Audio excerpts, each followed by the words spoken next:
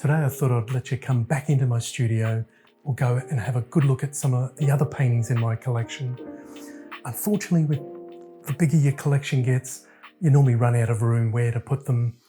So I do have some hanging on the walls, but these are ones that are normally close by, and every now and then I will actually grab them out and just have a quick little study. So the first one I thought I would show is a James Martin. It's more of a drawing, so it's not really like an oil painting, but I have tried to get pastels, watercolours, as big a variety of paintings in my collection as possible.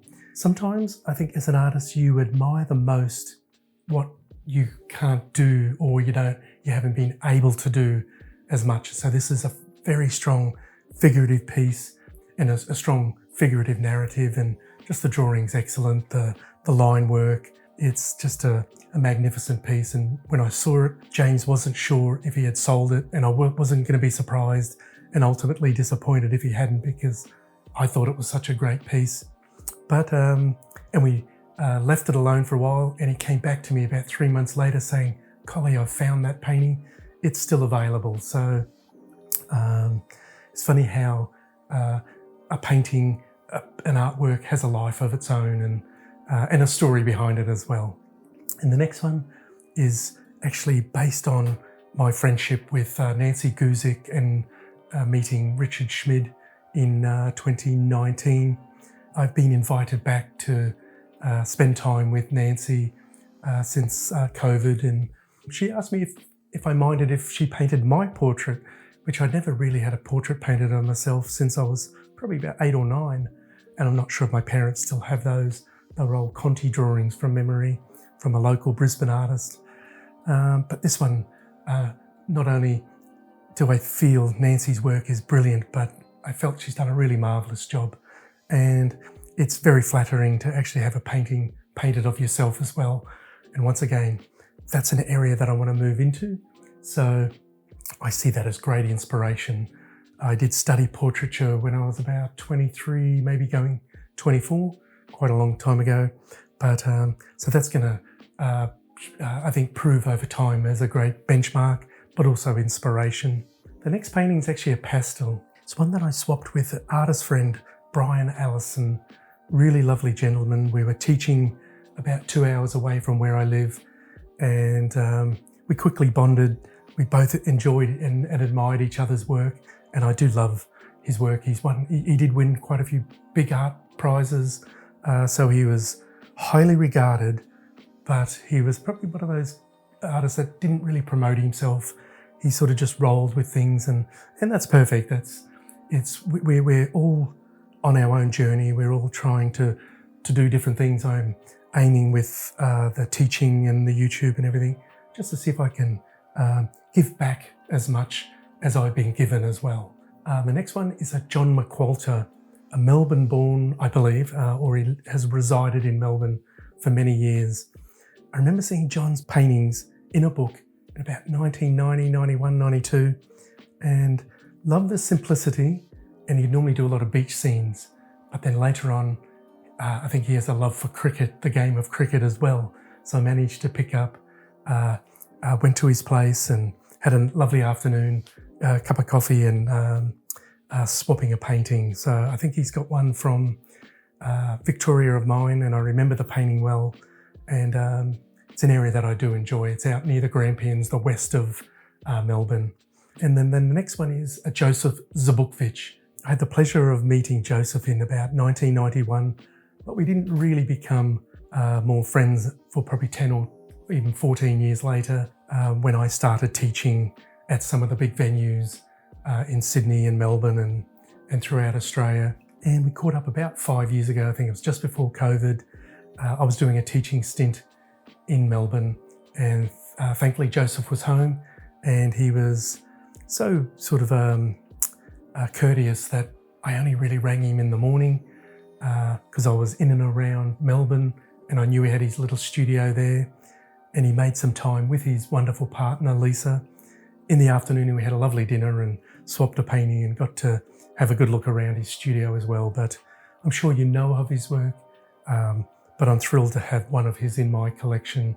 So the next one is another little David Curtis. I swapped one with him on the same trip. And this one's more of a subtle one, and it almost would be one in an exhibition or a gallery that you'd almost walk past.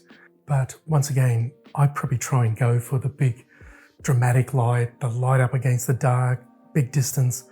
And it's actually harder sometimes to pare things back and allow yourself to just work in a more of a smaller universe, not so many visual tricks, but still make it work. And I think that's why I love this one. It's just a quaint little English scene, but yeah, it's just full of little David Curtis magic. So that's another great pleasure to have a look. Even the little wheelbarrow in the bottom right, that's just a clever little addition.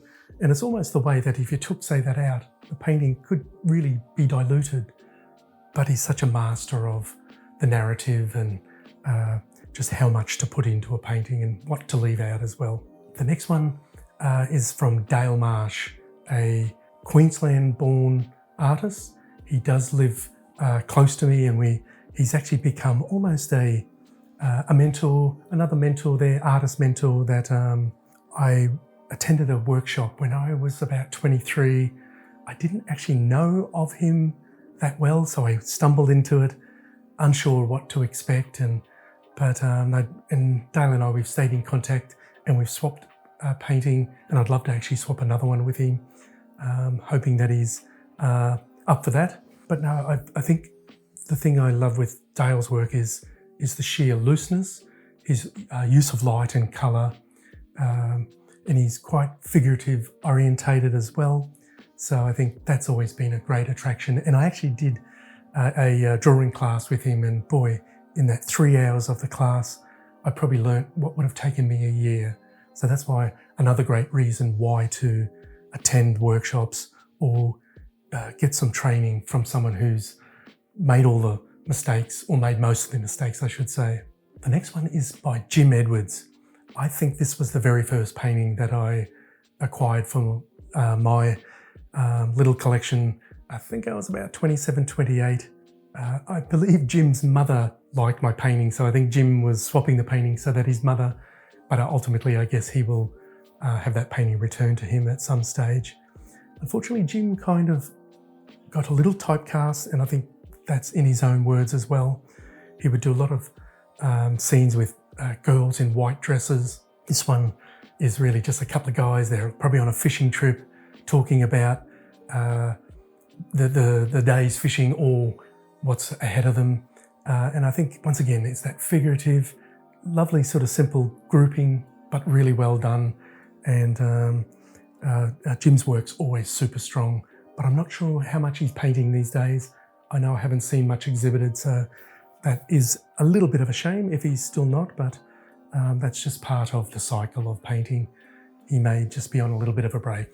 Then the next artist is someone that I was introduced to in about 1995. Because Sydney born, didn't really exhibit much in Brisbane, my state, more Melbourne and Sydney. Robert Simpson.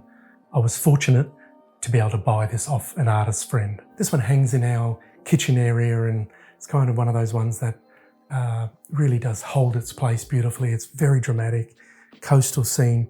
Robert's work has gone a little bit more semi-abstract, but he's kind of still employing the same brush techniques. He's probably expanded on it, of course, because this was painted, I think, in about 1995. But I've always loved Jim's work, probably one of the leading painters of his generation. So much knowledge, so much skill, and so very down to earth as well. Just a magnificent person.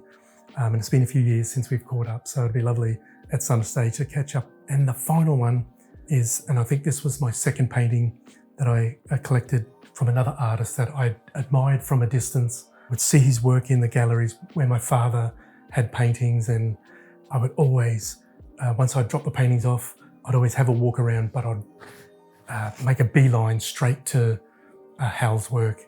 Hal has passed, I think 6, 7, 8 years maybe now, but he had quite a prolific career. Once again, didn't promote himself, so he's not as well known as he should, and he did paint in a fairly small area of the world. That's fantastic for a local following, clients and people buying your work, but this was very different. Hal did more sort of bush settings, gum trees and beach scenes. So this is just a lovely old dirt road, I think painted in 1977. So it's easily my oldest painting as well. It's about 24 by 20, so it's a nice size painting. And I actually managed to swap this one with a gallery. So I have been fortunate that most of the paintings I have swapped with the artists, but some I have bought. Some of Robert's paintings I have bought, and Peter Smale, so I'm more than happy to do that. But hopefully you've enjoyed this show. It is great to be able to hopefully help your artistic knowledge and encourage you to collect as well. So all the best. I hope you enjoyed it.